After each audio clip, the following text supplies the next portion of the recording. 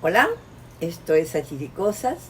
Soy Manu Donbierer en Acapulco. Bienvenidos a mi casa. Hoy les quiero hablar nuevamente del petróleo porque en la mañanera de hoy se habló largamente de todo lo que pasa en petróleos mexicanos. Y yo viví todo lo que sucedió en el tiempo de José López Portillo en petróleos mexicanos. No solo eso, sino que viajé por el mundo como periodista naturalmente, pero también como intérprete, porque hablo idiomas, con el grupo de Pemex que estaba tratando de recuperar, mejor dicho, de abrir lugares de venta del petróleo de México que había sido conservado para el futuro por anteriores presidentes a López Portillo. Petróleo que evidentemente el país necesitaba sacar del fondo de la tierra o del mar, porque había sido un sexenio pésimo el de el señor López Portillo. Que quiero decir desde el principio de esta alocución que conmigo fue un caballero, que no fue de las personas que me hicieron daño, pero que tengo que decir la verdad de lo que vi que hizo. El presidente era muy español, tenía todavía la sangre española muy viva en su corazón, como tenemos todos los que tenemos diversas nacionalidades. ¿Por qué no? Si es permitido ser muchas cosas a la vez. Pero en aquel entonces él fue el que reconoció la necesidad de que México, y hizo bien, volviera a ser también amigo de España. Sin embargo, los españoles, perdonen, piensan un poquito demasiado en su beneficio. Y lo que querían era también entrar a México de nuevo. Eso es lo que querían. Y lo hicieron. Volviendo al petróleo mismo. Les voy a hablar hoy de dos personajes de aquel entonces, de cuando México, habiendo estado en el lugar número 18 de los productores de petróleo, se convirtió a nivel mundial en el cuarto, gracias al señor ingeniero Jorge Díaz Serrano, un amigo mío, igual que su esposa, con los que viajé alrededor del mundo, decía, para ayudar a reponer, a activar el petróleo en diferentes mercados del planeta. Era muy necesario porque los países árabes, con Venezuela, por cierto, habían cerrado su producción y exigían, también con toda razón, mejores precios. Bueno, de esos personajes que les voy a hablar, empiezo por el periodista. Fausto Fernández Ponte fue un gran periodista mexicano. Él estuvo en diversos lugares, entre otros lugares en Washington, era representante de el Excelsior, el periódico en el que yo estaba trabajando entonces y del cual me despidieron debido a la amabilidad de Raúl Salinas de Gortari. Después me volvieron a invitar, pero después yo dije, no, a mí no me están corriendo y invitando de nuevo, y me fui, debo reconocer. Pero no hablábamos de mí, hablábamos de Fausto Fernández Ponte, les decía, representante de Excelsior en Estados Unidos, y un gran reportero que estuvo en Vietnam, estuvo en Etiopía, estuvo en Angola. O sea, no estoy hablando de un jovencito que está aprendiendo periodismo, sino de un periodista hecho y derecho por muchos años, que tenía una gran reputación. Él ya murió, pero yo quiero recordar su memoria, como también quiero, y lo he hecho ya en diversas ocasiones, la memoria de Jorge Díaz Serrano, que es el otro personaje de hoy, director de Petróleos Mexicanos durante 4 años en el sexenio de José López Portillo. Porque hay allí, en este asunto, una mentira atroz. Se acusó a Jorge Díaz, al ingeniero Jorge Díaz Serrano, de haber pedido para vender, para comprar unos barcos de petróleo, el Apcatún, y no me acuerdo cómo se llamaba el otro, el Cantarell, por cierto, ya recordé, 35 millones de dólares. Y estos 35 millones de dólares, lo sé por varias razones que ya he escrito en diversos artículos, por muchos artículos, y que escribiré en los libros, los 6 libros, los 5 libros que de momento tengo para acabar con esa parte de periodismo de mi vida. Este asunto de los 35 millones de dólares por los cuales fue a la cárcel Díaz Serrano, los pidieron las hermanas de José López Portillo, Alicia y Margarita López Portillo. En estos momentos del país no se habla para nada, ni del periodista, ni del director de Pemex. No se habla, no se tocan esos nombres. López Obrador jamás los ha mencionado en sus pláticas muy largas a veces de la mañana. No los ha mencionado. Yo me pregunto si no sabe quién fue el verdadero culpable de la desaparición en algún bolsillo. En el caso de Alicia, su hermana, y de Margarita, posiblemente, de esto no estoy segura, aunque era una persona que, por ciertas observaciones que hacía, no parecía muy honrada. Yo quisiera saber en cuál de las dos, pero se dice en el medio que conocemos, en el medio petrolero, que era Alicia la que recibiría esos 35 millones de dólares por los cuales se vendieron los barcos en cuestión. O mejor dicho, se compraron. Fausto Fernández Ponte no era un personaje amigo de Díaz Serrano, del director de Pemex, para nada. Incluso en aquel entonces Díaz Serrano se consideraba de derecha y ellos se consideraban de izquierda, y ya sabemos los ires y venires de la izquierda a la derecha. No se puede decir que fuera amigo Fernández Ponte de Díaz Serrano, y por eso es más valioso aún el testimonio que les voy a leer inmediatamente. Les voy a leer lo que publicó Fausto Fernández Ponte respecto a la acción del petrolero Jorge Díaz Serrano en ese momento. Dice así: nuestro país había iniciado un programa petrolero y petroquímico exitoso. Se habían inaugurado las refinerías de Salina Cruz y Tula, lo que nos permitía ser exportadores petrolíferos y petroquímicos, además de que iniciaba la gran producción de petróleo crudo de Cantarell, la cual nos colocaba como un jugador importante en el ámbito petrolero mundial.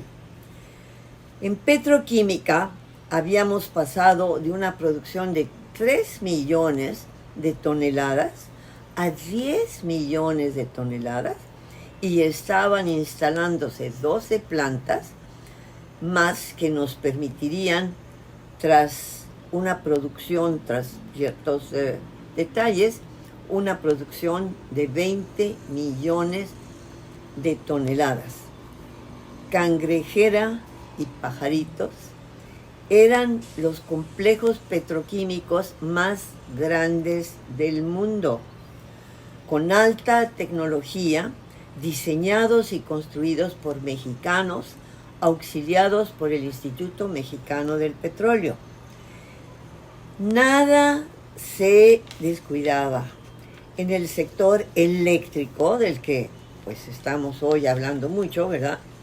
Se había terminado el sistema hidroeléctrico de Chicoacén y, entre otras, contábamos con las termoeléctricas de Tula y de Salamanca, mismas que se instalaron junto a las modernas refinerías, modernas entonces, pero aún ahora.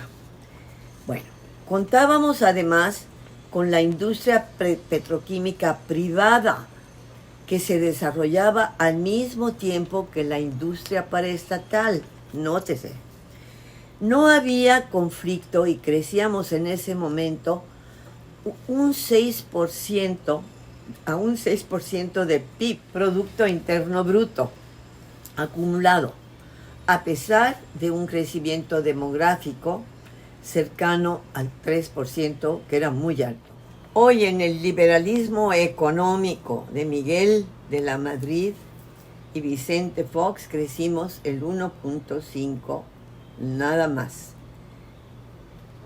Lo que hay que ver es que los sexenios anteriores al neoliberalismo económico, que ya había empezado, no precisamente desde López Portillo, porque jamás lo aceptó, pero ya había empezado, sí desde la Madrid, que fue verdaderamente el acabose. Ahí ya había empezado el neoliberalismo de lleno a influenciar la política mexicana.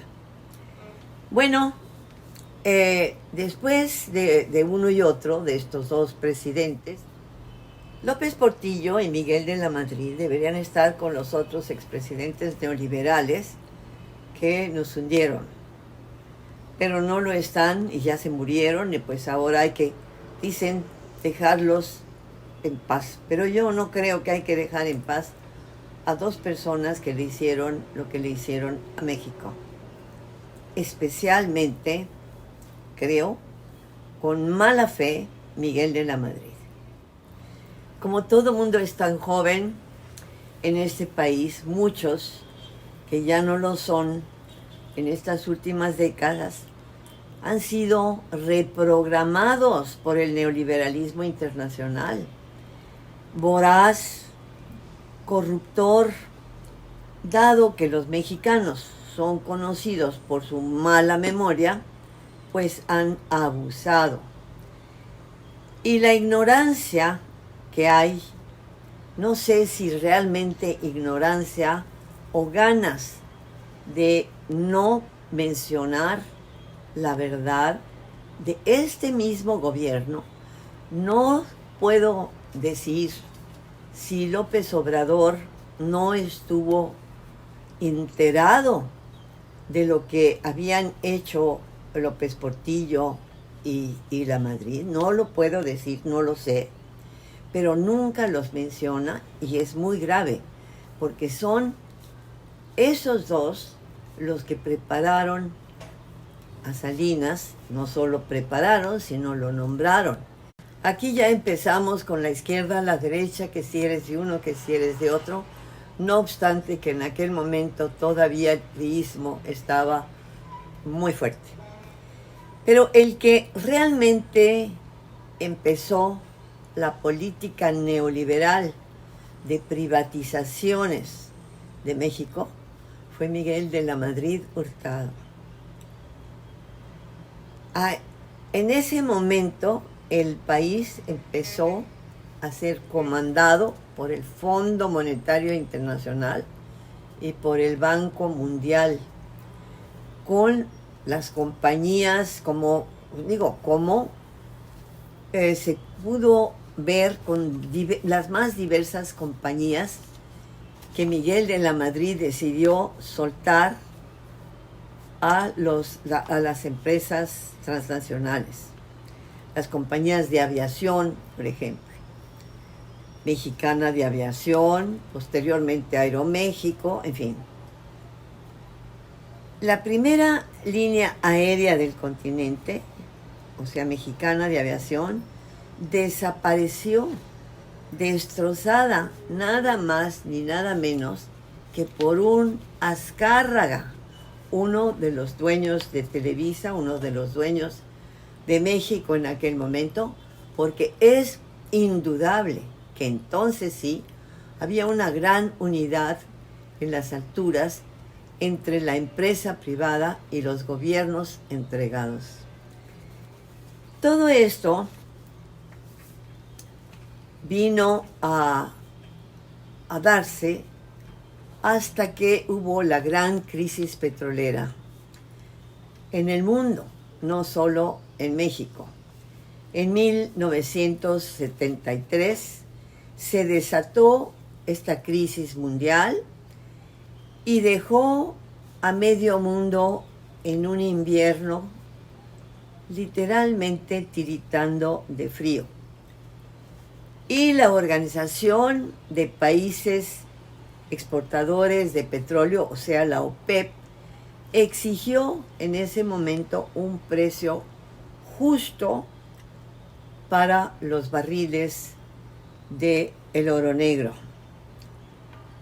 Y las compañías de árabes, la mayoría pertenecientes a la OPEP, y curiosamente de Venezuela, que estuvo también, no sé si ya lo seguirá estando, pero no creo, de Venezuela, subieron también sus precios. México no quiso entrarle en aquella ocasión a la OPEP, no quiso aliarse con los demás países petroleros. Y siguió, por su parte, haciendo lo que debía hacer. Entonces tuvimos una serie de problemas, tuvimos un accidente en un determinado Ixtoc, un pozo petrolero en el sur, por supuesto, porque el petróleo está en el sur, aunque beneficia al norte, ¿verdad? Pero en fin, la hora de utilizar en grande el petróleo de México hizo que el presidente López Portillo nombrara director de Petróleos Mexicanos a su amigo Jorge Díaz Serrano. Y repito, la izquierda, la derecha, todo esto era una manera de dividir al mundo. Lo sabemos ya y se está viendo a qué grado tratan algunos de volverlo a echar a andar. Esta división entre comunistas y no comunistas, en fin, que todo eso ya pasó y no existe. En eso le doy la razón al presidente López Obrador. Ya no existe todo esto. Ahora es otra cosa. Son una serie de problemas absolutamente diferentes, pero basados en lo mismo. Como decíamos, eran tiempos en que los gobiernos de México se mostraban como de izquierda y Jorge Díaz Serrano, horror de los horrores, era un rico empresario que había tenido que ver mucho con los gringos porque fueron los que le dieron una beca para que hiciera su carrera en Estados Unidos de gran líder petrolero, habiendo él estudiado en el Politécnico en México. Pero lo peor era que su eficacia y los conocimientos de petróleo lo hacían ser muy mexicano. Y eso fue lo que era mi amigo, lo he dicho muchas veces, pero yo no lo diría si no fuera cierto. Él era absolutamente patriota. Él quería el petróleo para México y no para otros. Y eso fue lo que hizo que lo mandaran simple y sencillamente a 5 años de cárcel. Eso y la envidia y pánico de que le quitara la chamba futura a Miguel de la Madrid Hurtado. Miguel de la Madrid era un alumno de López, había sido un alumno de López Portillo, y se habían organizado como se organizaban siempre el PRI, se organizaba siempre ese partido, para yo te lo dejo a ti, tú sales y yo te lo dejo. No éramos el pueblo, y yo me considero tan pueblo como cualquiera, no es cuestión de que si eres de un color o de otro, si vienes de aquí o si vienes de allá. El pueblo de México es el pueblo de México. Y ya basta de estarlo dividiendo, porque la gente que no se siente del pueblo por sus complejos personales, allá ellos. Pero los mexicanos que queremos la grandeza de nuestro país, somos todos.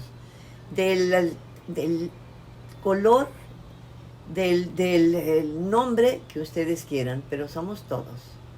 Los mexicanos, los que realmente amamos a este país. Pero en aquel momento de la Madrid y de todo, había ese estire y encoge.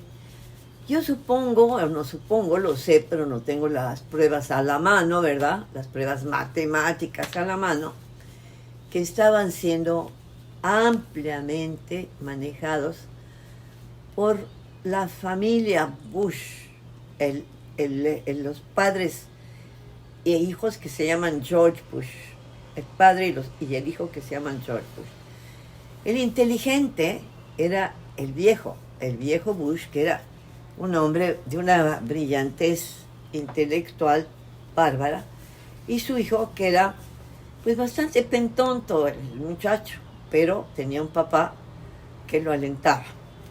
Esos son los que quisieron lanzarse al petróleo mexicano, y a los que Salinas de Gortari prestó oídos. Tan es así que Salinas de Gortari, en su pueblo, disque pueblo de Nuevo León, porque ellos nacieron en el Distrito Federal, lo que era el Distrito Federal, México, Distrito Federal, le hicieron una pista especialísima para un avión inmenso que tenía Bush cerca de su pueblo allá en Nuevo León.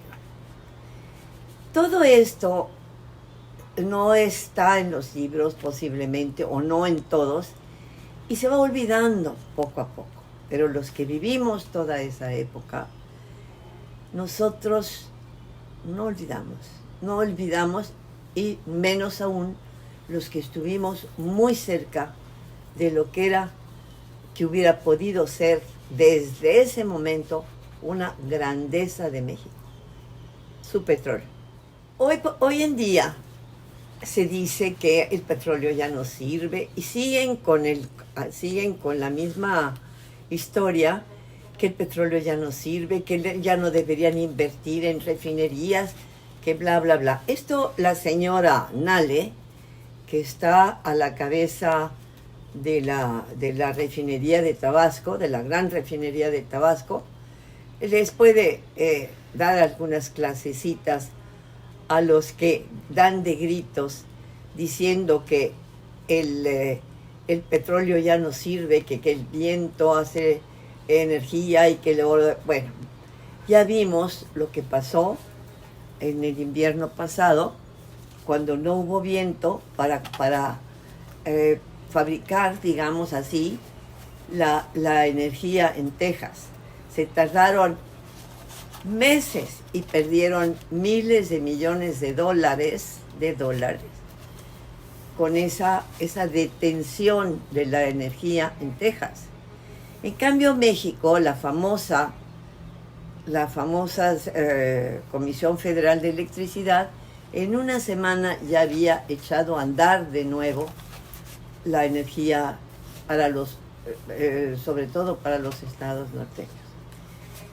Mucho es lo que se habla del petróleo y mucho es pura mentira, porque lo que se trata de hacer es de suavizar la oposición absolutamente patriota de este gobierno del petróleo, de decir el petróleo es nuestro y se queda en México. Y no solo el petróleo, porque ahora hay novedades como el litio, que no podemos seguir entregando nuestra riqueza a otros. Especialmente cuando ahora sí se está incluyendo a lo que llamaban despectivamente el pueblo de México, se está incluyendo a todos los mexicanos en ese concepto de pueblo. No podemos dejar que otros metan las manos aquí, como lo han hecho siempre. Y esto es lo que pasa, y es no creer, pues me da muchísima pena hablar de la prensa mexicana, que prácticamente ya no existe. Yo tenía 80 periódicos que reproducían mis artículos, ahora tengo uno solo, que le doy las gracias cada vez que puedo al Siglo de Torreón. La situación no es la que forzosamente... Claro, algunos mienten, muchos de los antiguos chayoteros que ya están desapareciendo un poco también, por lo menos de algunas mentes, y si no, los nuevos que no están al tanto de la historia de México. La historia de ayer es la que produce el presente y hasta el futuro. De esta manera, no podemos olvidar todo lo que pasó antes, y por eso hay que decirlo y contarlo. Finalmente, quiero decirles una vez más que sigo decepcionada de que estos canallas expresidentes, por lo menos los 5 de los que hemos hablado, no hayan sido juzgados, porque la Suprema Corte anterior, creo, o no sé, no, ya está cambiando, los protegió del juicio. Eso y una frase muy extraña que decía López Obrador al principio de su mandato, que él no quería hacer nada contra nadie. Pues no, señor, yo como mexicana, parte del pueblo, en el lugar que ustedes quieran, yo quiero que los presidentes que robaron, como lo hicieron a México, no queden impunes. Esto es Satiricosas, periodismo igual historia. Los espero la próxima vez.